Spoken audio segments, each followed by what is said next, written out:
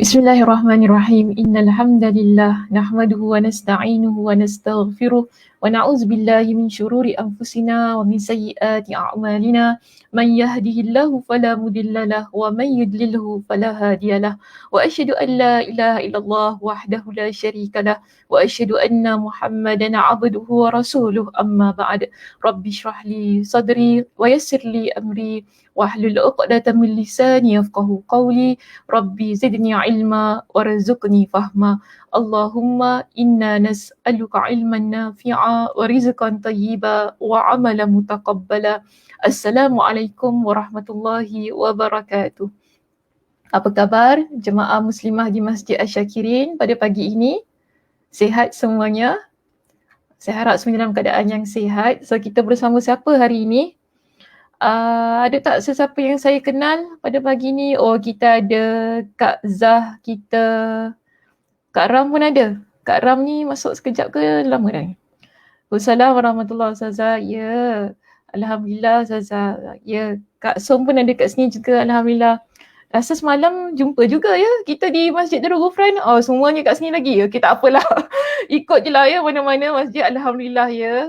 Terima kasih kerana ikuti kuliah yang di apa, yang dianjurkan oleh masjid-masjid di Singapura ya.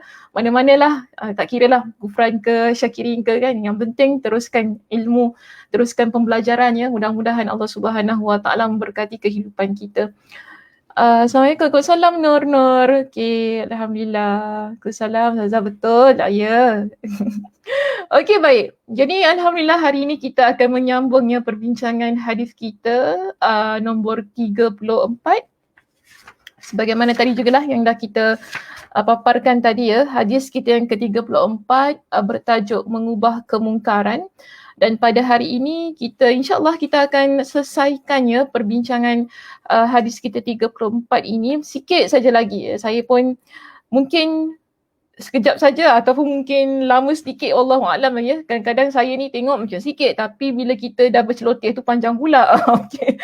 So mudah-mudahan lah ya kita habiskan hadis ini untuk hari inilah ya, sebab saya pun kuliah kita di sini dia 2 kali kan sebulan. Jadi masih ingat lagi tak apa yang kita bincangkan pada bulan lepas? Betul ya? Pada bulan lepas. Kita bincangkan tentang apa, Muslimah? Jika ada sesiapa di situ, boleh kemudian type di bawah itu. Assalamualaikum Ustazah. Waalaikumsalam Kak Noh. Sihat Kak Noh? Ya. Ya, Umi Salihah juga ada di sini. Ni semua macam peminat tega saya.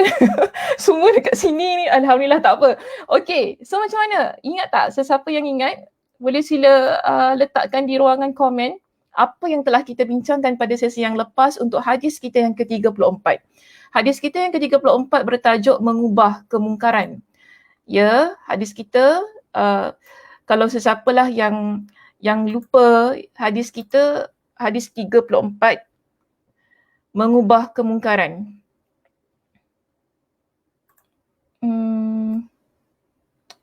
Mungkin admin boleh tolong tutupkan nama saya di situ. Saya minta, terima kasih Ustaz Syahid. Okey. Baik. Jadi kita lihat begini. Tajuk kita ya, hadis 34 mengubah kemungkaran. Kita berada di halaman 309. Baik, hukum mencegah kemungkaran, ya betul. Nur Zah juga, Kak Zah sebut begitu. Nur juga menyebutkan perkara yang sama, iaitu hukum mencegah kemungkaran. Okey, baik. Kita hadis ini berada di halaman 309 ya, tapi kita dah selesai bincangkan hadis, bincangkan tentang syarah hadis yang terdapat di bawahnya lah. Jadi kalau sesiapa yang lupa, kita berada di halaman yang keberapa? 309 ya hadisnya. Hadis 34 mengubah kemungkaran. Okey, ini hadisnya yang mana Nabi SAW memerintahkan kita agar bukan mengubah, mencegah kemungkaran itu apabila kita melihatnya. Yang mana Nabi SAW dalam hadis yang diriwayatkan oleh Imam Muslim, Nabi SAW bersabda, siapa di antara kalian melihat kemungkaran, hendaklah dia mencegah kemungkaran itu dengan tangannya. Jadi kita dah bincangkannya muslimah pada sesi yang lepas bahawa ada 3 situasi yang diterangkan oleh Nabi SAW. Saya rasa bukan 3 situasi, 3 cara ayat itu silap. Ada 3 cara ataupun 3 metod yang dijelaskan oleh Nabi SAW di dalam hadis ini.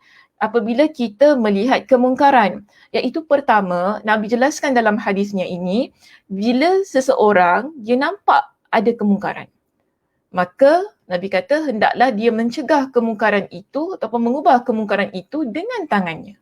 Pertama, fa illam yastati' fa bilisani. Jika dia tak mampu, maka dengan lidahnya. Maknanya kalau dia tak mampu tadi kan nak ubah dengan tangannya, jadi step yang seterusnya apa yang perlu dia buat? Dengan lidah dia. Tapi kalau dia tak mampu untuk ubah dengan ataupun cegah tadi dengan tangan dan juga dengan lidahnya, maka Nabi kata di sini fa illam yastati' fa biqalbi.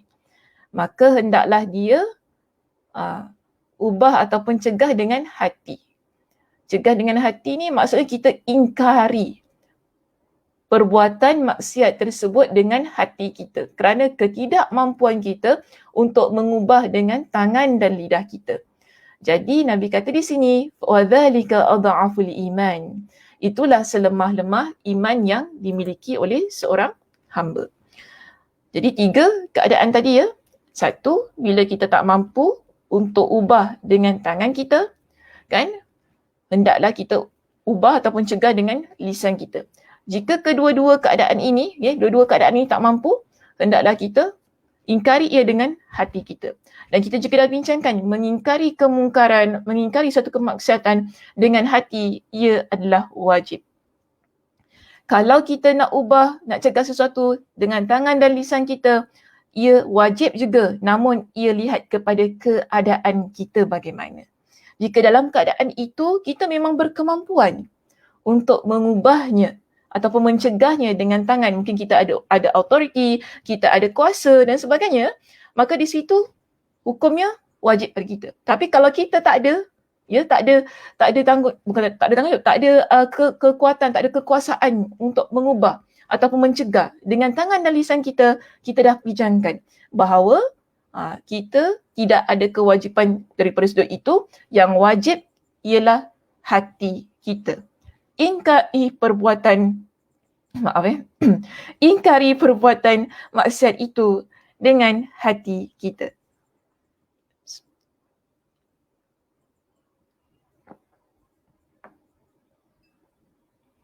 Okey, ingkari perbuatan itu dengan hati kita.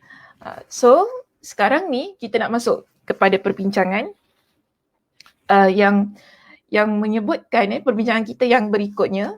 Kita sekarang bila dah masuk kepada bahagian yang kedua ni kan, ataupun bahagian terakhir ini, kita akan masuk ke halaman 314.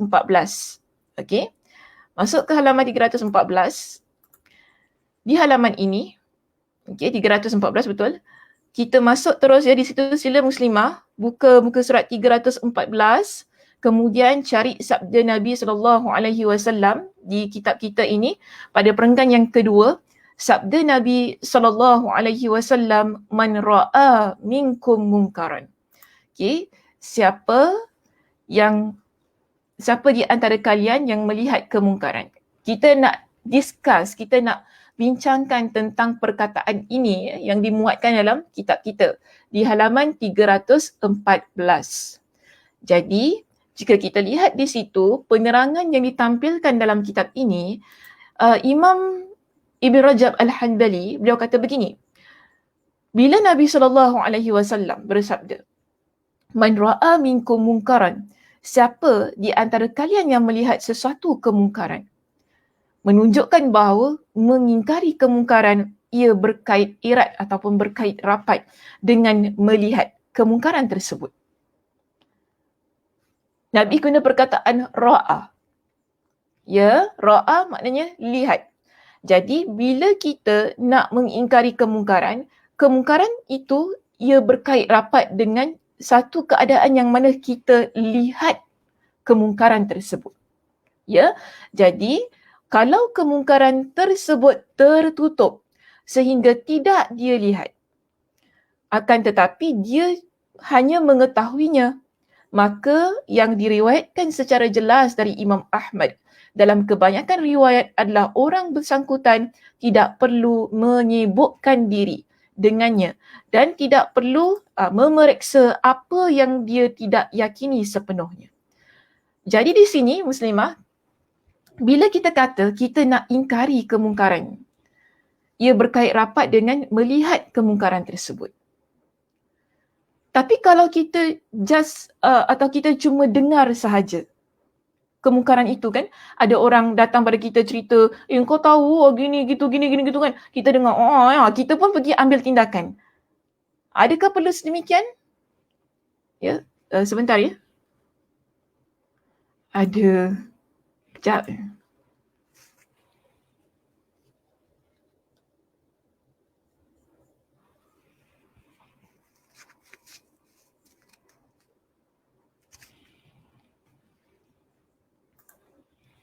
Ya, okey. Tadi macam ada binatang kat depan kamera ni. Saya dah angkat dah. Okey, baik. Sekarang ni muslimah, bila kita nak mengingkari kemungkaran itu, ya, kita nak ingkari kemungkaran tersebut perlulah dilihat. Kita lihat perkara itu. Tapi kalau kita tak lihat, hanya sekadar orang datang beritahu kepada kita dan kita cuma dengar, adakah kita memiliki kewajipan untuk mengingkarinya? Dengan hati, yes. Ya, dengan hati, yes. Namun, kita ni, kalau dijelaskan dalam kitab ini, kita tak perlu nak sibuk-sibuk. Pergi cek kan, kemudian pergi tengok orang tu, nak pergi cakap dengan dia, tak perlu kita nak sibuk. Sebab belum tentu apa yang kita dengar adalah betul. Sebab kita tak lihat dengan mata kepala kita sendiri. Jadi kita tak perlulah pergi cek, sibuk-sibuk dan sebagainya. Sebab kita tak lihat. Yang menjadi kewajipan untuk mengubah ataupun mencegah kemungkaran itu bagi mereka yang lihat, yang berlaku di depan dia, kan, yang dia saksikan dengan mata kepala dia sendiri. Maka kewajipan itu ada pada bahu dia, pada diri dia. Tapi kalau kita yang just orang cerita itu ni kan, yang orang selalu gosip-gosip pada kita, kau tahu Sakinah gini, kau tahu Sakinah gitu, kita dengar, nanti ya aku pergi cakap dekat dia. Tak perlu kita sibuk-sibuk macam gitu. Kan, kadang-kadang kita ada sikap begitu muslimah. Sibuk sangat, kita pun jadi curious kan, kita, aku nak tengok macam mana kan, sibuk dah stalk IG orang kan, nak tengok sana, tengok sini. Tak payahlah kita ni ya, tak payah ambil part untuk hal yang sedemikian. Sebab apa? Kita adalah orang yang tidak menepati syarat untuk cek ataupun syarat untuk mencegah kemungkaran itu tadi. Kerana berita itu hanya disampaikan kepada kita. Lainlah kalau memang betul berita itu sampai kepada kita untuk meminta bantuan ya kepada kita, yang mana kita memang pasti perkara tersebut berlaku dan kita ada kuasa, kita ada kemampuan untuk membantu mencegah keadaan itu. Barulah kita boleh ke depan dan kita bantu menyelesaikan masalah ataupun ubah kemungkaran yang diberikan kepada kita. So di sini adalah tanggungjawab ya. Tapi kalau just orang gosip-gosip, orang cerita-cerita pada kita, tak perlu. Okay, jangan ambil pot ataupun jangan sibuk-sibuk dengan hal yang sedemikian. Baik. Seterusnya ya muslimah, kalau kita lihat di bawah itu, dijelaskan kepada kita dan kemungkaran yang wajib diingkari adalah apa-apa yang telah ada ijma' atasnya. Ijma' ni maksudnya kesepakatan di kalangan para ulama'. Ya, okey. Kesepakatan di kalangan para ulama' bahawa itu memang perkara mungkar. Hal ini kita dah bincangkan ya pada sesi yang lepas, cuma mungkin lama sangatlah, entah ingat ke tidak apa yang dah saya jelaskan. Cuma di sini kita nak kata Setiap apa yang ingin diingkari, yang wajib kita kata diingkari, adalah apa yang ijma'. Ijma' ni maksudnya disepakati, ya, di kalangan para ulama'. Kemudian, sedangkan yang ada perbezaan pendapat padanya, maka tidak wajib mengingkari orang yang melakukannya kerana ijtihadnya atau kerana dia bertaklid kepada seorang mujtahid dengan taklid yang boleh dilakukan. Kemungkaran yang nak kita ingkari itu tadi, ya, yang wajib menjadi kewajipan untuk kita ingkari, dia mesti disepakati oleh para ulama sebagai perkara yang mungkar. Zina, sepakat. Adakah ulama kata zina itu dibenarkan? Saya tak tahulah. Tiba-tiba kan kalau ada keluar fatwa kata zina itu dibenarkan. Na'udzubillah lah ya. Tapi sepakat. Mana-mana perbincangan di kalangan para ulama, zina adalah haram. Ya, zina adalah haram. Minum arak, haram. Perkara-perkara gini adalah perkara yang mungkar. Disepakati di kalangan para ulama. Dan kita tahu ia adalah perkara yang haram untuk kita lakukan. Makan harta anak yatim, perkara itu adalah haram. Sepakat di kalangan para ulama. Ya, hal-hal yang mana tidak ada perbezaan pendapat tentang kemungkaran, keharaman hukum tersebut. Okey, keharaman hukum tersebut. Jadi, bila kita lihat keadaan-keadaan yang begini dengan mata kita sendiri, ya. Okey, bila kita lihat keadaan-keadaan begini, mungkin kan ada keluarga kita yang makan harta anak yatim. Contoh dia makan harta anak saudara kita ke apa kan, kita makcik pakcik bergaduh. Biasalah keluarga kadang begitu kan. Kita ni ada kemampuan untuk bantu agar perkara tersebut diatasi. Kita jumpa dia, asal makan ni, dia kan baru kematian ayah dia, kenapa kau ambil harta ni kan harta anak yatim? Beritahu pada dia. Sebab mungkin adik-beradik kita. Kita kena beritahu pada dia. Jadi dalam hal ini, kenapa kita lakukan sedemikian? Kerana memakan harta anak yatim adalah perkara yang disepakati para ulama' iaitu adalah haram. Tidak ada perbezaan pendapat. Namun, jika hal itu ada perbezaan pendapat, yang mana ia memang wajib, ya, perbuatan itu memang wajib, tapi mungkin situasi-situasi yang berlaku menyebabkan, ataupun situasi yang dia berada pada keadaan itu menyebabkan dia menjadi orang yang tak wajib untuk melakukannya. Contoh, ini kita dah bincangkan ya pada sesi yang lepas. Saya nak ulang kembali. Puasa adalah wajib. Betul? Okey, semua ulama sepakat puasa adalah wajib. Tapi ada tak perkara-perkara ataupun keadaan-keadaan yang tidak mewajibkan seseorang untuk berpuasa? Ada. Contohnya kita wanita dalam keadaan haid tak wajib berpuasa. Walaupun kita kata hukum ulama sepakat Ustazah semua wajib puasa, asal pula kita tiba-tiba lah kan kok lah ada sangat orang perempuan nak puasa. Saya ada orang pernah jumpa saya, dia tanya gini, Ustazah kenapa orang perempuan kalau time dia haid tak boleh puasa? Ni apa orang lelaki semua boleh, kenapa kita tak boleh? Ada orang tanya kita pada gitu, macam nak gaduh dia gitu macam tu kan. Kita dek ni, dalam hati kita, Allah dah bagus-bagus bagi kita ni Allah, bagi kita kelonggaran. Kan wanita dalam keadaan haid tak perlu, dalam keadaan uzur lah tak perlu kita puasa dan sebagainya. Alhamdulillah, satu kelonggaran. Tapi ada di kalangan kita yang rasa Allah tu macam tak adil. Kenapa bagi kita tak puasa? Padahal kita nak puasa. Macam ni saya nak kata ya muslimah, untuk macam ini, tak semua orang situasi dia dalam datang haid itu sama macam kita. Semua orang sistem badan dia, body system ni beza. Okay? Mungkin kita yang nak sangat puasa tu ketika dalam keadaan haid, kita masa haid ni kita tak ada senggugut, kan? Tak ada mabuk-mabuk, tak ada rasa nak muntah, tak sakit pinggang, tak sakit badan, betul tak? Tapi ada kebanyakan wanita, dia datang haid, ya Allah, na'udzubillah saya kata. Boleh pingsan-pingsan. So apa sakit? So kita tak berada di situasi yang sedemikian. Bayangkan kalau Allah kata, dalam haid pun korang orang perempuan ni semua kena puasa. Macam mana wanita yang dalam keadaan dia sakit ketika dia datang haid itu tadi? Tak boleh makan, tak boleh minum, kan sakit pinggang pun kena tahan apa. Boleh macam tu. So kadang-kadang kita ni kena fikirlah ya. Bila kita mempertikaikan hukum Allah, kena fikir. Jangan kok sedap kita je. Allah Subhanahu Wa Taala bila tetapkan satu hukum, dia sebenarnya bukan saja-saja. Mesti ada hikmahnya, mesti ada sesuatu yang kita kalau fikir jauh, oh kita tahu kenapa gini, kenapa gini, kenapa gini. Jadi kadang-kadang kita tak rasa situasi tersebut, betul tak? Mungkin kita bukan wanita yang senggugut, bukan wanita yang sakit pinggang semasa dalam keadaan uzur, bukan wanita yang pening kepala kan, orang kata tantrum, cranky, macam-macam kan. Ada orang perempuan datang, ya Allah cranky, ya na'udzubillah, satu dunia kalau boleh nak mengamuk. So kita ni dalam keadaan-keadaan sedemikian, dia perlu rehat, dia perlu apa. Mungkin kita tak berhadapan dengan masalah-masalah begitu ketika kita datang haid itu tadi. So kita tak boleh lah nak apply keadaan kita dengan semua sama.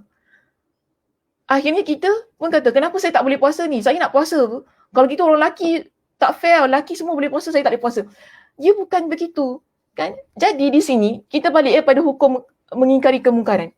Bila ada wanita yang datang haid, kita tadi bincangkan ya, bahawa hukum puasa di bulan Ramadan ataupun puasalah, ia adalah hukum yang wajib. Di bulan Ramadan saya kata. Di bulan Ramadan adalah wajib. Tapi ada beberapa keadaan, mungkin orang sakit kan, orang dia memang kepala dia mabuk dan sebagainya, dia terpaksa makan, dia terpaksa minum. Jadi dalam hal ini, kalau kita lihat, walaupun kita nampak dengan mata kita sendiri, kan dia makan ni, kat tengah-tengah ni, adakah kita perlu pergi kepada dia terus kita nak marah dia? Macam mana? So dalam keadaan yang begini, ya, sebab itu ilmu penting ya muslimah. Okey, sebelum kita menegur, sebelum kita nak cegah kemungkaran. Kenapa setiap hadis ada syarahnya? Kenapa tak boleh baca hadis macam tu saja? Man ra'a minkum munkaran kenapa tak boleh baca faham hadis itu? Oh, Nabi kata kalau siapa nampak kemungkaran, ubah dengan lidah. Tak boleh ubah dengan tangan. Tak boleh ubah dengan lidah. Tak boleh ubah dengan hati. Oh, so sekarang aku nak ubah dengan tangan aku ni. Kalau kita tak belajar ya tentang syarah hadis, kita akan ambil sesuatu hadis dan kita akan faham ia secara tekstual yang akhirnya ia menyebabkan banyak masalah dalam masyarakat. Sebab tu penting muslimah, belajar hadis ni dengan syarahnya. Supaya kita faham, oh gini sebenarnya, oh gini sebenarnya. Bukan hanya ambil satu hadis, faham gitu, oh macam gitu. Nampak mungkar je habis tegur. Kalau tak habis tadi, wanita yang dia dalam keadaan haid, mungkin dia mabuk dan sebagainya, dia makan. Kita nampak kita tu, awak ni tak malu bulan-bulan puasa makan kat tengah-tengah ni. Mungkin kita akan marah dia begitu. So apa kita semangat sangat ni nak tegur orang yang melakukan kemungkaran. Sebab apa kita tahu? Puasa bulan Ramadan tu wajib. Kau makan tengah-tengah orang ni berdosa. Kita akan cakap begitu pada dia. Jadi dalam keadaan begini, bila Imam Ibn Rajab Al-Hanbali didatangkan perbincangan ini, dia kata apa? Ada perkara, ada situasi yang mana hukum itu dia wajib. Tetapi kemudiannya hukum tersebut dia bukan saya kata berubah ya, tapi hukum itu ada kelonggaran-kelonggaran yang berlaku. Yang menyebabkan ia tidak wajib kepada si pelaku itu tadi. Jadi bila kita nak mengingkari kemungkaran tersebut, perlu kita lihat juga situasinya. Okey, perlu juga kita melihat kepada situasinya. Ataupun memang ada perbezaan pendapat di kalangan para ulama. Ya, perbezaan pendapat di kalangan para ulama tentang sesuatu hukum yang mana orang itu dia berpegang dengan hukum yang mengatakan boleh, kan? Hukum yang mengatakan boleh dan sebagainya. Yang tadi kan dia kata dia bertaklid dengan pendapat mujtahid. Mujtahid ni lah para ulama lah yang boleh mengeluarkan hukum dan sebagainya. So di situ dia adalah orang yang tahu ada perbezaan pendapat dalam sesuatu hukum, lalu dia mengambil pendapat yang membolehkan. Dan kita pegang kepada pendapat yang tidak membolehkan. Maka di sini, kita tak bolehlah tiba-tiba kan kita nak pergi marah dia. Kerana di situ ada pendapat-pendapat lain yang membenarkan keadaan itu berlaku. Jadi, kena faham ya tentang hal-hal yang begini sebelum kita sibuk nak tegur orang lain. Okey, sebelum kita sibuk nak tegur orang lain. Kadang-kadang masalah kita ni semangat tau muslimah. Saya faham orang perempuan ni. Kan dia punya semangat, ya Allah. Bila belajar tu kan, semangat nak ini. Cuma bagaimana semangat itu perlu diletakkan pada tempat yang betul. semangat ni tak salah, bahkan bagus. Ya bagus sangat-sangat. Maknanya kita ni kuat kan untuk melaksanakan, mengamalkan sesuatu yang Nabi SAW perintahkan kepada kita. Tetapi setiap pengamalan yang ingin kita lakukan, ia perlu berlandaskan kepada ilmu yang betul supaya apa yang kita semangatkan sangat tu tadi, dia berada pada landasan yang betul dan dapat dilaksanakan dengan keadaan yang betul juga. Okey, saya harap perkara itu faham ya Muslimah. Baik, seterusnya kita pergi kepada perbincangan yang berikutnya. Iaitu kita ada perbincangan di muka surat 315 ya, boleh terus pergi ke muka surat 315. Kita masuk kepada bahagian kita yang terakhir ya pada pagi ini tentang keharusan bersikap lemah lembut dalam menyuruh berbuat baik ya, menyuruh berbuat baik dan mencegah kemungkaran. Jadi subtopik ini berada di halaman 315. Sekarang, bila kita nak menegur ataupun kita nak mencegah kemungkaran tu tadi kan, kita nak ingkari kemungkaran tersebut. Dia bukan hanya cukup dengan kemampuan atau kata kita ada kuasa, ya kita ada authority untuk mengubah keadaan tersebut. Ia tak cukup dengan itu. Tetapi ada syarat-syarat lain sebagai orang yang nak ke depan mencegah kemungkaran ini. Jadi mesti ada cara-cara yang ditetapkan, yang perlu ada ataupun ciri-ciri lah yang perlu ada bagi diri seseorang sebelum dia tampil ke hadapan untuk mengubah. Jadi kita tak boleh hanya setakat kita nampak orang buat salah, kita nak tegur. Orang buat itu, kita nak tegur dan sebagainya. Jadi dia memerlukan kepada ciri-ciri yang disebutkan oleh Sufyan Ats-Tsauri di dalam kitab ini. Iaitu, kalau kita baca di dalam teks ini ya, disebutkan begini. Dalam keadaan apapun, bersikap lemah lembut itu adalah sesuatu yang wajib dalam amar ma'ruf dan nahi munkar. Lemah lembut ni bukan kita bukan gitu Muslimah. Ya awak buat perkara mungkar tak baik tau, dosa, jangan buat macam gitu. Allah marah, Nabi tak suka. Itu bukan lemah lembut. Tapi mungkin kalau ada wanita yang begitu, memang sifat dia, memang cara dia berbuat dia, okey itu tak apalah. Cuma kita tak maksudkan dengan lemah lembut itu dengan keadaan yang sedemikian. Ya, dengan keadaan yang kita melembutkan suara kita, bukan begitu maksudnya. Tetapi lah bila kita kata lemah lembut ini ada hemah. Ya, ada hemah, ada hikmah. Kan cara tu betul, cara yang baiklah. Apa yang kita ucapkan, kita fikir terlebih dahulu. Ini kita kata sebagai lemah lembut. Kita fikir perasaan orang lain, kita fikir suasana, keadaan. So, ini kita panggil sebagai himah lah, hemah. Ya, hemah yang mana ada pada diri seseorang. Jadi kalau ini tak boleh dilupakan. Sebab kadang-kadang kita pun masalah. Kita kalau nampak, contoh saya selalu bagi contoh pasal makcik gangster dekat masjid. Biasa kan saya bagi contoh kan. Makcik gangster dekat masjid, dia tak boleh. Kalau nampak orang salah kat masjid, ada je nak tegur kan. Mesti ada.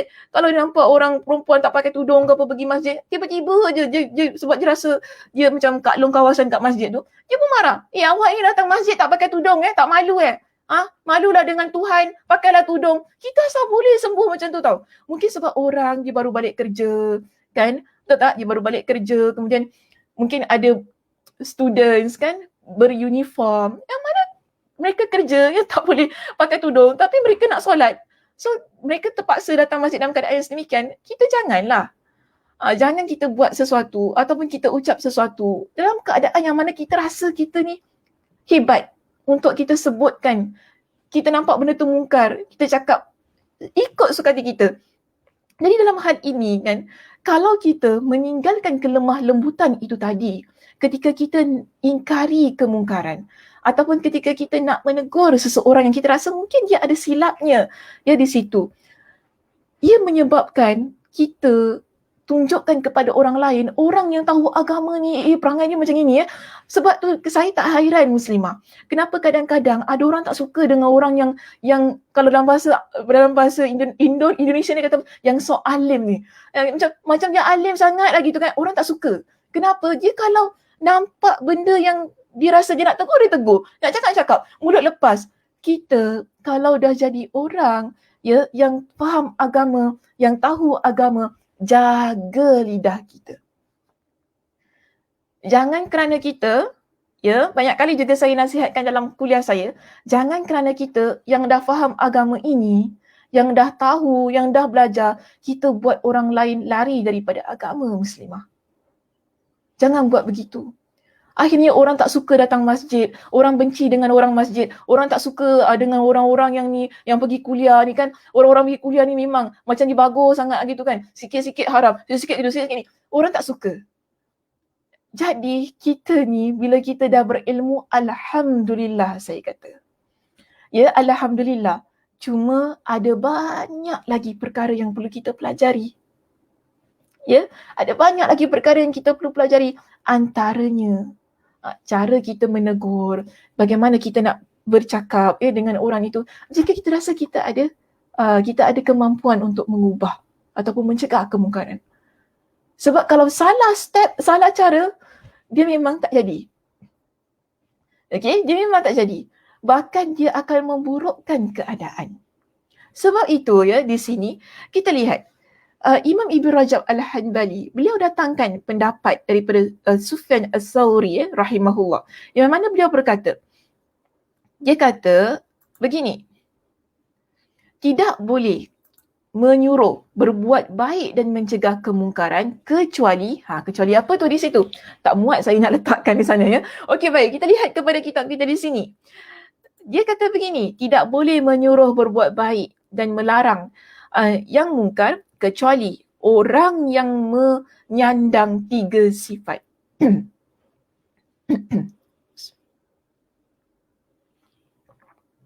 Jadi muslimah, bila kita ni nak tegur, nak ingkari kemungkaran itu tadi kan, pastikan kita ada 3 perkara ini.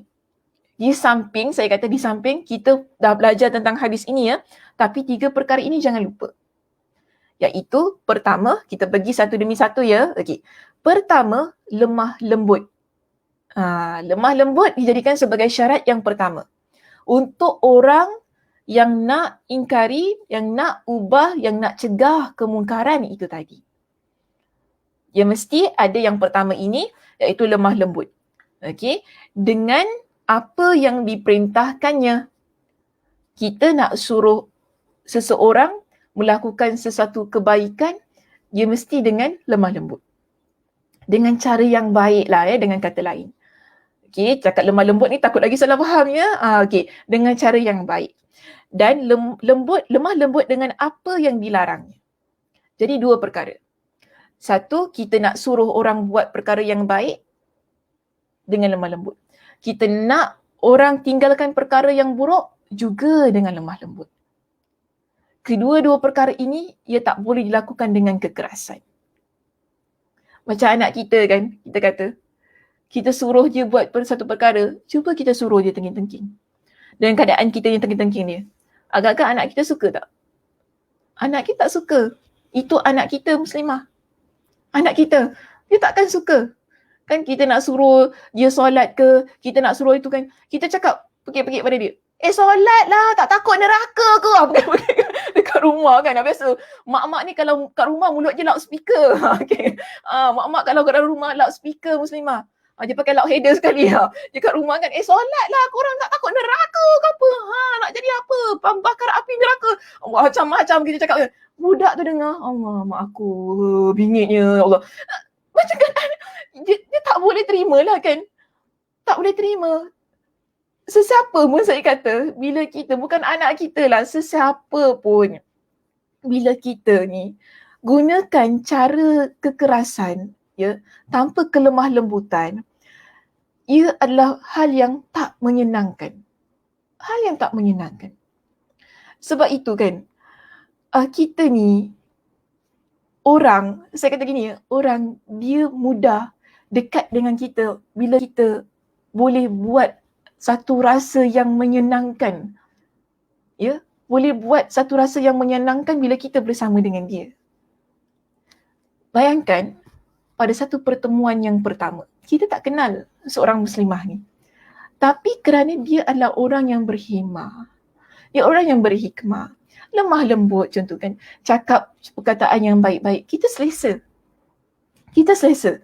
Tapi bayangkan, untuk pertama kali kita jumpa seseorang yang tak pernah kita kenal. Orang cakap dia pekik-pekik, cakap dia, ya Allah, benda yang tak menyenangkan, keras kan. Benda yang perbualan-perbualan yang bila dengar di telinga pun sakit, yang telinga aku dengar, ya Allah, pedih dengar telinga tu kan. Agak-agak untuk kali kedua kita nak jumpa dia, kalau saya tak. Okey, aku kata, kalau saya rasa macam, okeylah boleh jumpa tapi kita kurang selesa. Sebab kita dah kena pada pertemuan yang pertama.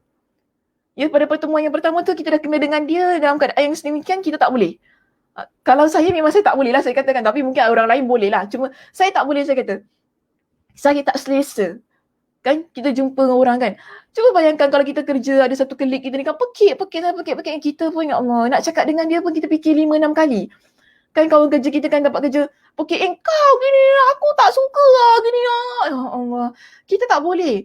Kan, rasa macam tak selesa lah nak cakap dengan, kita nak duduk dengan dia pun tak selesa. Sebab cara keadaan dia yang terpekik, berbual benda-benda yang tak baik. Jadi kalau berbual biasa ni Muslimah, kita susah kan nak ada connection dengan dia, nak terima apa yang dia cakap. Apatah lagi dalam perbualan yang mana tujuannya untuk mencegah, perbualan yang mana tujuannya untuk menegur orang lain agar mereka tinggalkan perbuatan-perbuatan yang maksiat. Sukar untuk orang terima bila kita menggunakan kekerasan. Ya, sebab itu syarat pertama yang Sufyan Ats-Tsauri sebutkan di sini ialah lemah lembut. Dalam keadaan kita nak suruh orang lain buat perkara yang baik, dalam keadaan kita nak cegah orang lain supaya tinggalkan perkara yang tidak baik. Sebab itu Nabi SAW, baginda pernah menegur isteri baginda Aisyah radhiyallahu anha. Ya, dalam satu kes, dalam satu peristiwa, Nabi SAW beritahu kepada Aisyah tentang kelemah lembutan ini. Bahawa Allah cinta kepada orang yang mana mereka bersifat dengan sifat lemah lembut. Siapa kalau pergi kuliah saya 35 hari mencari cinta kan bersama saya tu, kita dah pernah bincangkan kuliah ini.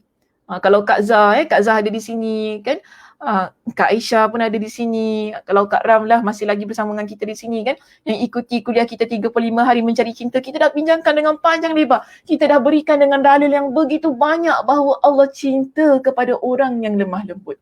Bahkan itu yang Nabi perintahkan kepada isteri baginda. Nabi ni ketika Nabi nak suruh sesuatu, ya, jika Nabi lihat isteri dia buat perkara yang salah, Nabi akan tegur. Nabi akan beritahu. Contoh hadis yang saya tampilkan ini. Ya. Hadis yang Nabi SAW sebutkan di sini tentang satu kisah yang mana ada sekumpulan orang dia datang jumpa dengan Nabi. Mereka kata apa kepada Nabi? Assalamu alaika. Assalamu alaika. Kebinasaanlah ke atasmu. Maksudnya begitu. Jadi Aisyah, dia kata apa? Bila dengar, fafahimtuha, dia kata, maka aku pun memahami ucapan mereka. Jadi bila Aisyah, dia dengar sekumpulan orang ini datang bertemu dengan Nabi, mereka kata apa? Assalamu alaik. Okay, assalamu alaik. Maknanya kebinasaanlah ke atas engkau. Aisyah kata, fafahimtuha. Aku faham apa maksud mereka. Jadi aku pun jawab. Dia pun jawab. Apa dia jawab di sini? Dia kata kepada mereka, alaikumussalam wal la'nah. Okay, dia bagi kat situ kan? Okay, alaikumussalam wal la'nah. Aisyah jawab kepada dia, semoga atas kalian kebinasaan, dan dia tambah dekat belakang tu Muslimah, dia tambah apa? Laknatlah korang. Macam tu. Dia tambah, dia top up lagi kat belakang, ada add-on kat belakang tu, laknat ditambah. Jadi, Nabi SAW ketika mendengar ucapan Aisyah, Nabi tegur Aisyah radhiyallahu anha. Ya, Nabi kata kepada Aisyah, faqala Rasulullah SAW, mahlan ya Aisyah. Ya, mahlan ya Aisyah. Perlahan-lahan, relax. Nabi kata kepada Aisyah, relax Aisyah, sabar. Lalu Nabi pesan begini kepada dia. Fa innallaha yuhibbur rifqa fil amri kulli. Sesungguhnya Allah mencintai kelembutan pada setiap perkara. Allah cinta kelembutan dalam setiap perkara. Dalam kes tadi, orang tu datang kan, mereka datang. Kira mereka ni mendoakan kebinasaan kepada Nabi. Kita tahu perkara itulah perkara yang tak baik. Ya, perkara yang tak baik. Lebih-lebih lagi bila ia diucapkan kepada Nabi SAW. Jadi Aisyah radhiyallahu anha dia tak boleh terimalah. Sebab perkara mungkar, betul kan? Perkara yang mungkar. Tapi di sini, walaupun dia jawab tadi kan, dengan dia top up tadi perkataan tadi kan, walaknah belakang tu. Dia kata kepada Nabi SAW, tegur dia. Nabi kata, sabar Aisyah, perlahan-lahan. Fa inna Allah yuhibbur rifqa fil amri kulli. Sesungguhnya Allah Subhanahu wa taala mencintai kelembutan pada setiap perkara. Jadi Aisyah, dia kata kepada Nabi SAW, dia kata gini kepada Nabi, Ya Rasulullah, awalam tasma' ma qalu. Dia kata gitu. Jadi dia pun tak puas hatilah bila dia sekarang dah jawab. Kan, dia dah jawab macam gitu. Nabi pula tegur dia. Dia pun kata kepada Nabi, wahai Rasulullah, tidakkah engkau mendengar? Ya, tidakkah engkau mendengar apakah yang mereka katakan? Kau tak dengar ke apa mereka kata? Aisyah kata gitu kan.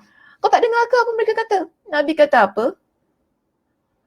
Kepada Aisyah, dengarlah, bukan tak dengar. Memang jelas apa yang dia ucapkan. Tapi Nabi kata begini, dah, aku dah jawab dah.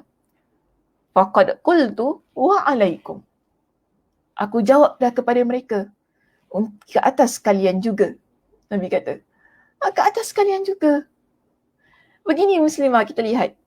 Nabi SAW sebenarnya kan, tadi orang tu kata, alaikum, apa tadi kata? Assalamualaikum. Kebinasaanlah ke atas kamu. Nabi jawab, ke atas kamu juga. Nampak tak jawapannya? Sebenarnya sama je. Cuma pendekatannya berbeza. Ya, approach yang Nabi gunakan adalah berbeza. Tak sebagaimana Aisyah radhiyallahu anha itu tadi. Dia ucapkan sebiji, seketul lah. Sama ucap dengar tu. Okay. Yelah orang perempuan yang kadang-kadang emosi kan. Ginilah kita nampak ya kelebihan yang ada dalam hadis-hadis Nabi SAW tidak pernah mengenepikan bahawa wanita ni dia ada emosi kan. Kadang-kadang dia terlepas cakap dan sebagainya. Orang perempuan biasa begitu. Orang lelaki pun ada juga terlepas cakap ya. Bukan saya nak kata orang perempuan je, orang lelaki pun sama juga. Ada terlepas cakap, ada emosi juga. Tapi Nabi tak pernah, ya, dalam banyak situasi Nabi tak pernah mengenepikan emosi wanita. Di sini bukan saya kata Nabi ni membenarkan apa yang Aisyah lakukan, tetapi Nabi letakkan emosi itu tadi di tempat yang betul. Emosi ni penting muslimah, saya kata. Ya, emosi itu penting. Sebab lagi-lagi kita wanita ya, emosi itu penting. Sebab kalau kita wanita, emosi ni tak ada, dia masalah juga. Masalah juga. Sebab kita orang perempuan, emosi ni ada, penting, dan kepentingan emosi itu tadi ia perlu diletakkan pada tempat yang betul. Dan Nabi ajar Aisyah bagaimana emosi perlu diletakkan pada tempat yang betul, iaitu dihiasi dengan kelemah lembutan. Betul, dia marah, dia tak puas hati, tetapi Nabi ingatkan kepada dia, Allah cinta orang yang dalam apa jua situasi, dia itu lemah lembut. Dia itu ada kelemah lembutan. Maknanya kalau kita emosi macam mana sekalipun muslimah, kalau kita hiasi emosi kita tadi kan, kita marah ke, tak puas hati, kita geram, kita benci, sakit hati kita ni. Tapi kalau kita letakkan kelemah lembutan dalam kesakitan, kita akan jadi muslimah yang cantik. Percaya cakap saya. Cantik kita ni. Orang akan lihat kita dengan kepala tegak tu. Oh, faham tak kepala tegak tu maksudnya? Respect lah. Orang akan respect kita. Sebab apa? Emosi kita ya ada kelemah lembutan, ada hikmah. Kita letakkan ada hikmah di situ. Kita nak marah, betul kita marah, tapi dengan cara yang baik. Ya, kita rasa kita geram, betul kita geram, tapi dengan cara yang baik. Sebab kalau kita ni marah, kan, pekik-pekik dia tak cantik muslimah. kita geram, kita pekik, kita geram. Oh, lagi-lagi kalau orang perempuan yang kalau marah kan, kalau tengok drama TV suka kalau marah semua harta benda dia dicampak sana sampai cermin pun pecah. Ini memang tak cantik. Memburukkan keadaan. Sebab itu, dalam hadis yang lain, Nabi SAW ingatkan kepada Aisyah sekali lagi. Nabi ingatkan kepada Aisyah sekali lagi. Bukan kita nak kata, jangan pula lepas dia kata, Nabi ni harus ingatkan pasal lemah lembut pada orang perempuan. Apa, orang lelaki tak perlu lemah lembut ke? Bukan gitu. Okay, bukan macam gitu. Saya pun, tone saya pun dah lain. Bukan gitu. Macam ini. Bila Nabi SAW ingatkan kepada Aisyah radhiyallahu anha, maknanya ingatkan kepada semua sekali lah. Okay, ingatkan kepada semua sekali. Jadi dia pergi kepada semua. Tapi dalam kes ini, Nabi SAW ingatkan kepada Aisyah. Ya, iaitu Nabi kata apa? Irfuqi. Okay, maksudnya, wahai Aisyah, hendaklah engkau bersikap lembut. Kerana apa? Fa inna rifqa lam yakun fi syai'in qattu illa zanahu. Sesungguhnya tidaklah sikap lembut itu ada pada sesuatu kecuali akan menjadi menghiasinya, kecuali akan menghiasinya. Ya, tetapi kalau kita buang wala nuzi'a min syai'in, dan tidaklah ia dibuang ataupun ia dicabut daripada sesuatu, melainkan akan memburukkannya. Okey, melainkan akan memburukkannya. So di sini kita lihat Nabi sendiri dah beritahu kepada kita. Sebab tu tadi saya kata, kita ni kalau kita emosi tu memanglah semua orang berhak dengan emosinya. Tetapi bagaimana kita mengawal emosi kita? Kita letakkan emosi kita pada tempat yang betul. Antaranya ialah dengan kelemah lembutan itu tadi. Supaya ia mencantikkan keadaan. Okey? Supaya ia mencantikkan keadaan. Tapi bayangkan, dalam keadaan kita nak tegur, kan kita dah emosi ni, kita nampak. Okay, first kali saya bagikan satu situation Muslimah, satu keadaan. Kita nampak orang buat maksiat. Okay, orang yang ada emosi, yang ada perasaan ni, dia akan marah. Okay, of course. Ini sebab tu saya kata dia penting emosi ni. Kita akan marah. Sebab apa? Dia buat perkara yang mungkar. Dia buat perkara yang salah. Yang Allah larang. Yang Nabi kata itu adalah haram. Kita mesti marah. Okay, satu, perasaan pertama. Tapi perasaan marah tu tadi, yang kita ingkari, yang kita tak suka, yang kita benci, apa yang dia buat, bagaimana kita nak apply dia menjadi satu keadaan yang cantik. Iaitu antaranya kelemah lembutan itu tadi. Supaya situasi terkawal. Ingat tak kisah seorang Arab Badui yang mana dia buang air kecil di masjid? Para sahabat marah kan? Betul tak? Memanglah tempat solat, tempat masjid buang kat sini pula. Kita pun marah juga tiba-tiba kalau tiba-tiba orang buang air kecil kat tepi Masjid Asyakiri, kita mesti mengamuk. Bukan dalam tau tepi. Tepi pun kita dah marah kan. Sebab itu masjid, rumah Allah, kita marah. Ini emosi. Tapi Nabi pesan kepada sahabat, bersihkan, biarkan dia. Nampak tak? Bayangkan kalau emosi tadi dia tidak terkawal dengan kelemah lembutan. Mungkin kita pukul orang tu kan. Kita pun maki dia, cakap apa ni, tak ada otak.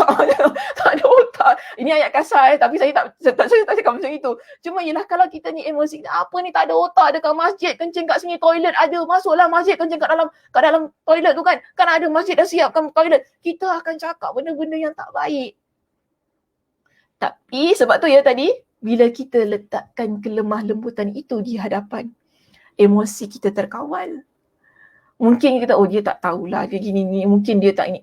Kita cuba kawal keadaan itu. Ini pentingnya. Sebab apa? Dia akan mencantikkan keadaan. Tapi kalau kita buang kelemah lembutan, itulah yang menyebabkan mulut kita cakap benda yang jahat. Mungkin tangan kita pun jalan, kaki, tangan jalan, semualah. Dia jadi perkara yang tak baik. Dia memburukkan keadaan dan keadaan itu boleh menimbulkan hal-hal yang lebih besar. Ataupun dia drag lah daripada satu benda yang kecil, benda yang tak ada apa-apa yang boleh settle waktu tu juga. Akhirnya, sebab mungkin kita dah pukul, kita dah itu, kita dah ini, ia menyebabkan perkara-perkara lain. Kan? Jadi jenayah dan sebagainya. So kita pun, kan, bila kita dah belajar tentang hal ini, bila kita nak cegah kemungkaran tu tadi kan, ya Muslimah, ingat baik-baik. Lemah lembut kita tu di mana letaknya. Okay, di mana letaknya? Kalau kat ujung sana angkat, okay. Kalau rasa lemah lembut tu tak ada, dekat ujung sana, okay, angkat lemah lembut tu letak depan. Okay, cantik keadaan itu. Itulah contohnya kan. Okay, baik. Seterusnya kita pergi kepada yang kedua. Tadi kan Imam Sufyan Ats-Tsauri rahimahullah, dia ada kata, kita kalau nak jadi orang yang mencegah kemungkaran, ya, tak boleh untuk cegah kemungkaran itu melainkan menyandang 3 sifat. Pertama tadi disebut tentang kelemah lembutan, lemah lembut dalam perkara yang nak kita perintahkan dan dalam perkara yang nak kita cegah. Kedua, apa dia kata? Di situ dia kata adil. Ya, kedua adil dengan apa yang diperintahkannya dan adil dengan apa yang dilarangnya. Jadi kita ni adil lah, ya muslimah, letakkan sesuatu pada tempat yang betul. Adil ni maksudnya jangan kita, kalau orang lain, bukan main kita ni kan teguh, kan? Tapi kalau saudara mara kita, adik-beradik kita, apa tak? Adik-beradik kita, anak-anak kita buat dono je. Tak apalah, family. Macam itu kan. Family, tak apalah. Nak buat macam mana family aku. Tapi kalau orang lain, bukan main kita berentan tentu, kita pilih. Kalau ni tak apa. Aku marah dia cakap bombang. Tapi alamak anak aku tak apalah, diam je anak kita. Nak macam mana anak kita? So ini maknanya tak adil. Tak adil. Nabi pernah kata gini, secara mafhumnya. Nabi kata, kalau Fatimah anak aku mencuri, aku akan tetap jalankan hukum potong tangan tu kepada dia. Ada begitu Nabi sebutkan. Maknanya ini adil. Tak kira siapa pun. Kan? Anak ke, apa ke, kita tak kira. Bila perkara itu salah, perkara itu mungkar, yang wajib kita ingkari, kita ingkari. Sebab itu Allah Subhanahu Wa Taala ingatkan kepada kita. Okay? Allah Subhanahu Wa Taala ingatkan kepada kita. Dalam surah An-Nisa ayat 135, Allah kata, Ya ayyuhallazina amanu kunu qawwamina bil qisti syuhada'a lillahi walau ala anfusikum awil walidaini wal aqrabin. Wahai orang-orang yang beriman. Tadi siapa tu? Siti kata bias. Bias, betul Siti. Siti Jamie. Pilih kasih bias, yes. Kita bila nak tegur ni kan kita tak boleh bias. Sebab itu Allah ingatkan kita dalam surah An-Nisa ayat 135. Okay. Ya ayyuhallazina amanu kunu qawwamina bil qisti syuhada'a lillah walau ala anfusikum awil walidaini wal aqrabin. Wahai orang-orang yang beriman. Kita ni orang yang beriman, muslimah. Jadi Allah seru kepada kita ni sebagai orang yang beriman. Apa yang Allah perintahkan kepada kita, hendaklah kamu menjadi orang yang sentiasa menegakkan keadilan, lagi menjadi saksi yang menerangkan kebenaran kerana Allah. Sekalipun terhadap diri kamu sendiri atau ibu bapa dan kaum kerabat kamu. Allah kata diri kita. Sekarang ni, kan, kita nampak orang buat salah. Kita macam mana? Kita ni macam mana? Kita kalau kita buat salah, kita buat dono. Buat dono Kita kalau kita buat salah, kita buat tak tahu je ke? Macam mana kita ni? Kalau dengan orang lain bukan main lagi kita kan, kita nampak orang lain buat salah. Dosa orang tu mengumpat tapi kita mengumpat. Nampak tak? Dosa orang tu gini dosa. Kita cuma nampak dosa orang lain. Dosa kita tak nampak. Jadi mana letaknya keadilan? Kita nampak dosa mak bapak orang lain. Dosa mak bapak kita mana terletak? Kita nampak dosa kaum kerabat orang lain, ahli keluarga orang lain, adik-beradik orang lain punya dosa. Dosa adik-beradik kita letak mana? So ini kita nama keadilan. Ya, bila kita nak laksanakan perkara-perkara yang disebut sebagai mencegah kemungkaran, ingkari kemungkaran itu, kita tak boleh pilih kasih. Kalau kita mampu, kita masih lagi berbalik kepada kemampuan, ya. Sebab dalam hadis pun sebut fa'illam yastati', maknanya di situ mesti ada kemampuan. Dan kalau kita mampu, sebab kadang-kadang saya faham kita adik-beradik pun kita tak ada kemampuan nak tegur, ya. Tapi sekarang ini bila kita ada kemampuan, jangan jadi orang yang pilih kasih. Sebab itu tidak adil namanya. Itu tidak adil namanya. Kadang-kadang beginilah kan, saya nak kata, saya tak tahulah sekarang ni, zaman-zaman sekarang ni masih lagi tak ada mak yang datang sekolah pergi serang anak orang lain. Kan? So, dulu-dulu zaman saya sekolah adalah begitu kan. Nanti kita nampak kawan kita kena marah dengan mak kawan kita tu sebab mak kawan kita ni tak puas hati dengan ni dia buat anak ini. Tapi sebenarnya anak dia yang masalah. Anak dia masalah, dia tak nampak tahu. Anak dia balik rumah, anak cerita, Mami, tadi kan kawan kakak dia buat gini-gini. Esok mak dia tak puas hati datang sekolah, dia serang budak tu. Ini tak adil muslimah. Kita kalau nak fight one to one ni ikut secara dewasa. Kita kalau nak marah-marah budak kecil, tak. Saya kata tak ada kelas lah weh. Tak ada kelas lah datang sekolah marah anak orang. Apa? Tak. Apa kita dapat? Puas hati. Nak bagi apa? Anak tu, bila budak tu tahu, kau jangan buat macam-macam dengan anak aku macam tu, nak bagi warning sedemikian. Tak kelas. Saya kata tak kelas. Jangan buat begini. Kan? Jangan buat begini. Benda tu tak bagus. Padahal anak kita pun buat salah. Seharusnya kita marahlah dulu anak kita ni kan. Kakak buat apa yang buat kawan kakak cakap gitu? Kita kena ginilah. Daripada kita nak duk marah anak orang lain, anak kita tu bagaimana? Ini namanya keadilan. Okey, ini namanya keadilan. Tengok dulu keluarga kita ni macam mana. Okay. Tengok dulu sebelum kita nak pergi serang dekat dia kan, nak pergi serang budak tu ke apa kan. Dalam hati budak tu pun, anak kau buat gini kau nak marah aku pula. Dah tu budak ni balik rumah, dia cakap, Mama, hari tadi kan mami dia datang marah kita. Dah mama dengan mami dia gaduh. Allahu Akbar. Nampak tak benda ni macam ni? Dah tak ada keadilan, tak ada kelemah lembutan, habis bergaduh mak dengan mak ni. Kerana apa? Perangai anak-anak. So kita jadi ibu, okay, bijak saya kata.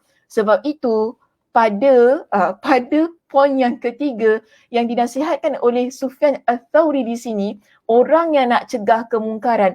Tadi kita sibuk nak cegah kemungkaran anak orang lain tadi kan, okey, yang mana kita tak puas hati budak tu buat jahat pada anak kita. Okey, tu benda mungkar kita tahu.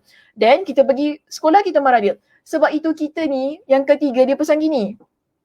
Kita bukan sahaja perlukan kepada kelemah lembutan ketika kita nak ingkari sesebuah kemungkaran. Kita bukan sahaja memerlukan kepada keadilan ini muslimah. Tetapi kita ada poin yang ketiga yang tak boleh kita ketepikan. Apa dia kata? Ilmu. Kita mesti ada ilmu ketika kita nak tegur sesuatu.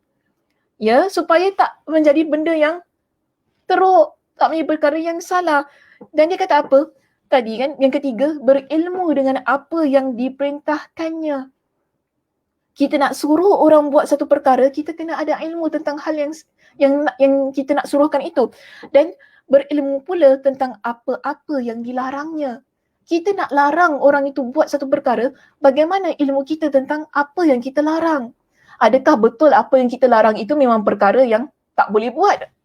Kadang-kadang kita larang orang buat satu perkara tapi sebenarnya perkara itu boleh dibuat. Itu kadang-kadangnya. That's why ilmu ini penting. Di sini berkenaan dengan poin kita yang ketiga kan. Saya nak beri contoh tentang kenapa ilmu ini penting. Jika kita rujuk tentang satu kes yang Nabi SAW tampilkan di hadapan sahabat. Tentang orang, biasa kita dengar cerita ni kan, hadis ini, orang yang bunuh 99 orang. Biasa kan dengar cerita itu? Okey, baik. Hadis ini diriwayatkan oleh Imam Muslim. Ya muslimah, yang mana Nabi ceritakan ada orang ini dia dah bunuh 99 orang. Lalu dia ni nak bertaubat kepada Allah. Kemudian summa sa'ala an a'lami ahli al-ardi fadulla ala rajulin alimin. Faqala innahu qatala mi'ata nafsin fahallahu min taubatin.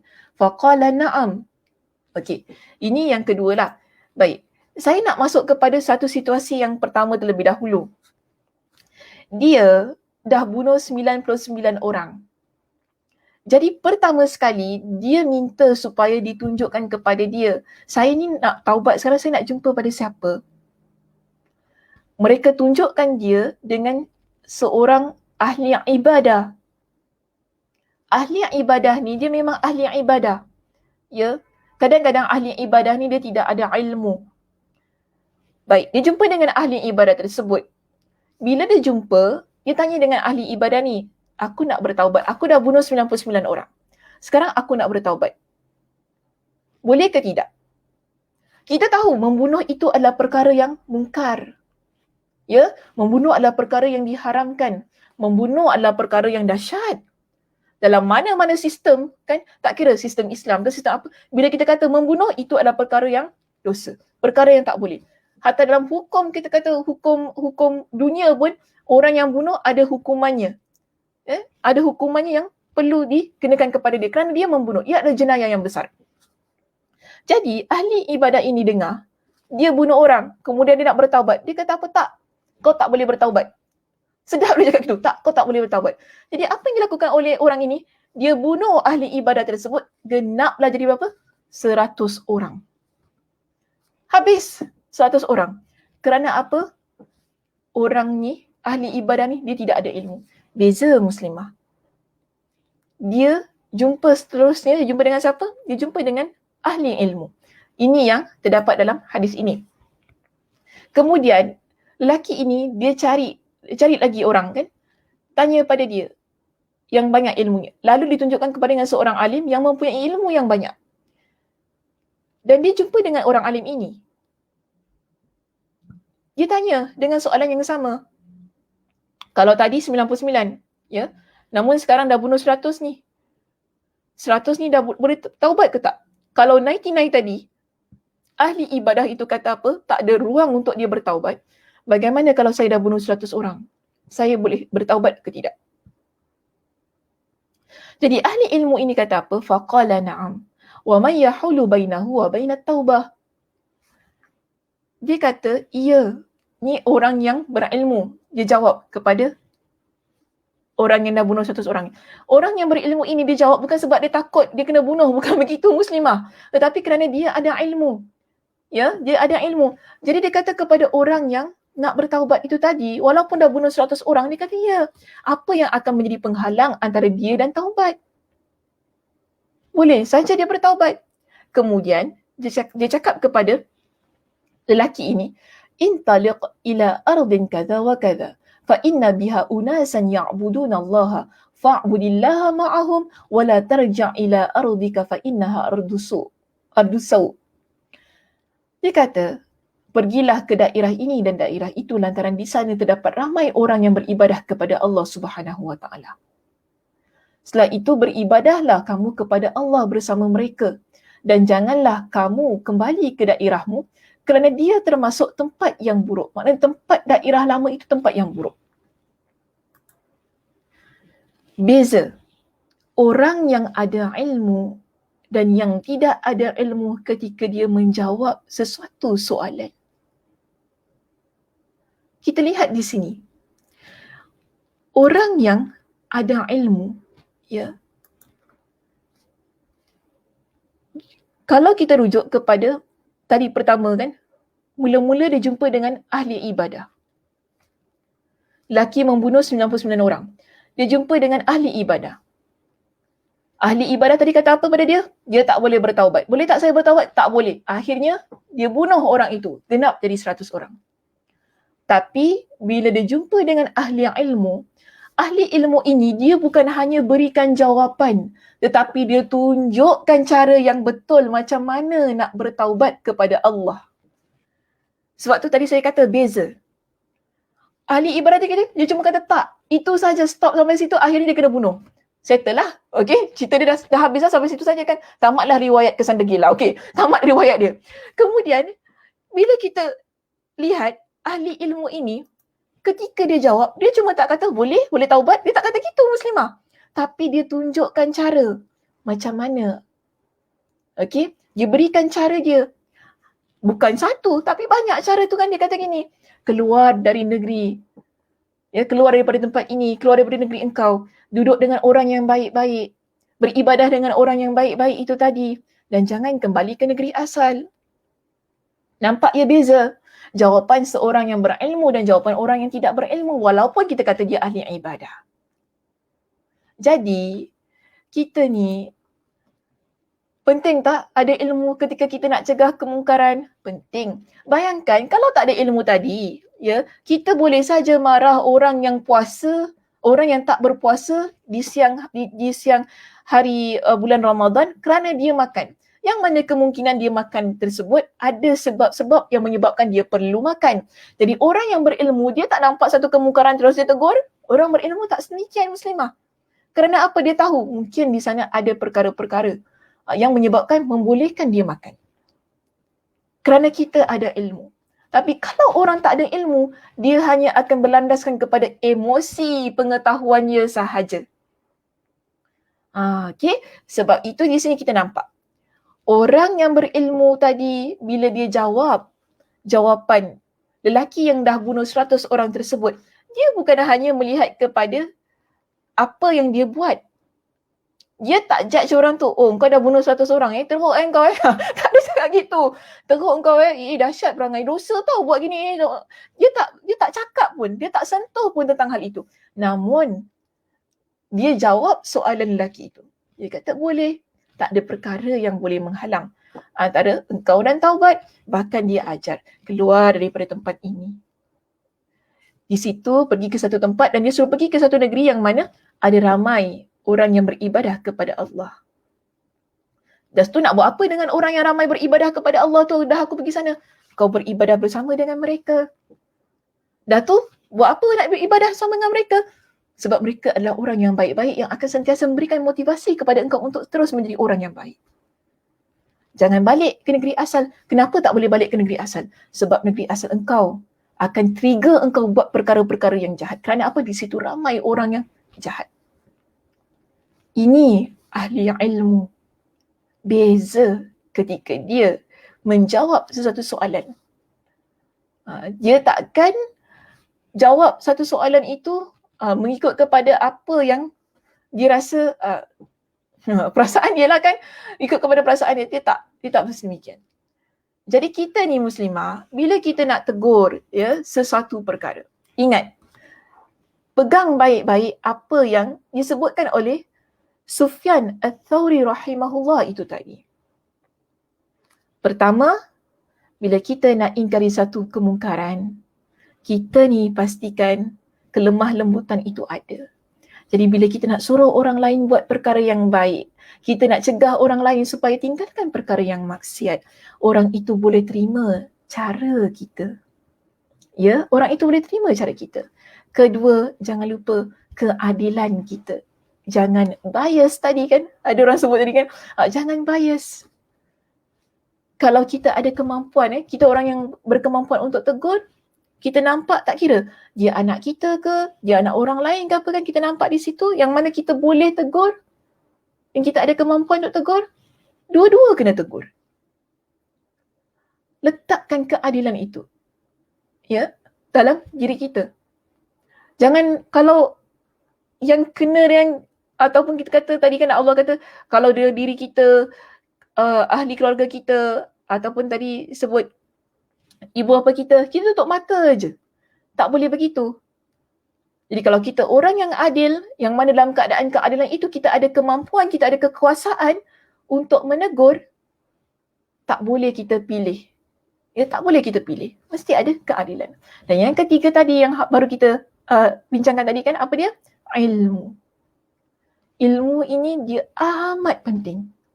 Amat penting. Sebab kalau kita tidak ada ilmu, kita akan menghukum seseorang dengan hukum yang salah. Dan kita akan berikan satu bimbingan yang salah juga kepada orang lain. Jadi, sebelum kita semangat sangat kita ni kan nak tegur orang, nak cakap orang tu dosa, nak cakap orang ni salah, nak suruh orang buat tu. 3 perkara ini perhatikan terlebih dahulu. Supaya dalam keadaan kita nak mengamalkan hadis Nabi SAW itu tadi sebagai orang yang mencegah kemungkaran, amalan kita terhadap hadis tersebut ia menjadi amalan yang betul. Kita apply dengan cara yang betul dan kita ni takkan jadi muslimah yang dibenci oleh orang lain. Muslimah yang dibenci orang lain tu kita tak nak. Tak nak benda-benda yang macam ini. Kalau boleh, bila kita jadi orang yang nak menegur itu tadi kan, makinlah kita dekat. Makin dekat. Kita tak letakkan jurang ataupun jarak antara kita dan orang itu. Makin kita dekat dengan dia dan dia pun makin nak dekat dengan kita. Kerana apa? Dia boleh terima cara kita. Okey muslimah, itu saja perbincangan kita untuk pagi ini. Alhamdulillah kita dah selesai membincangkan hadis kita yang ke-34. InsyaAllah kita akan masuk kepada hadis yang baru nanti. Ada apa-apa soalan? Mungkin saya boleh ambil satu sajalah muslimah untuk pagi ini. Jika ada apa-apa soalan.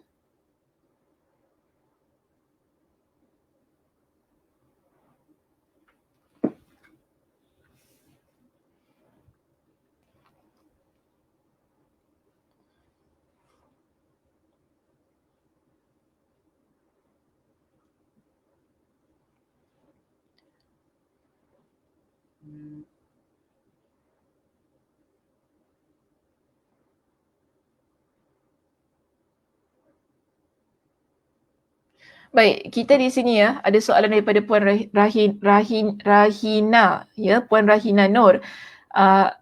Puan tanya di sini, Ustazah, apa pandangan kalau tegur sibling boleh jadi pergaduhan walaupun tegur dengan hikmah?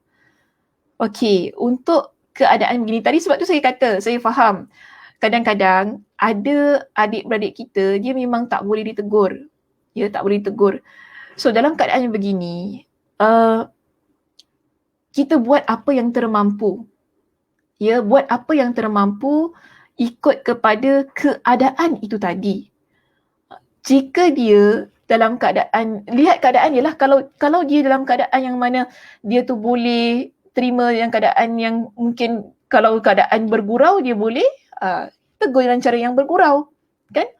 Kalau dalam keadaan yang mana WhatsApp dia boleh terima, dalam keadaan WhatsApp tu tadi kita tegur dia. Tapi kalaulah semua keadaan itu boleh menyebabkan pergaduhan, doakanlah ya. Itu yang boleh saya sarankan. Doakan untuk dia. Mudah-mudahan berubahlah keadaannya menjadi lebih baik. Mudah-mudahan saya kata. Doa kita ni penting juga. Di samping kita nak tegur tadi kan. Tapi kalau dah tegur pun kita tahu memang mungkin dah banyak kali ya perkara itu berlaku, tegur gaduh, akhirnya jadi bermusuh dan sebagainya. Kita pun adik-beradik tak nak bermusuh, doakan yang terbaik untuk mungkin abang kita, adik kita dan sebagainya. Kalau boleh elakkan permusuhan itu, ya, elakkan permusuhan tersebut dan ubah cara kita dengan berdoa kepada Allah Subhanahu Wa Taala agar Allah Subhanahu Wa Taala tunjukkan kepada dia dengan jalan yang benar. Wallahu a'lam bissawab. Okey. Ada soalan yang lain? Mungkinlah jika ada.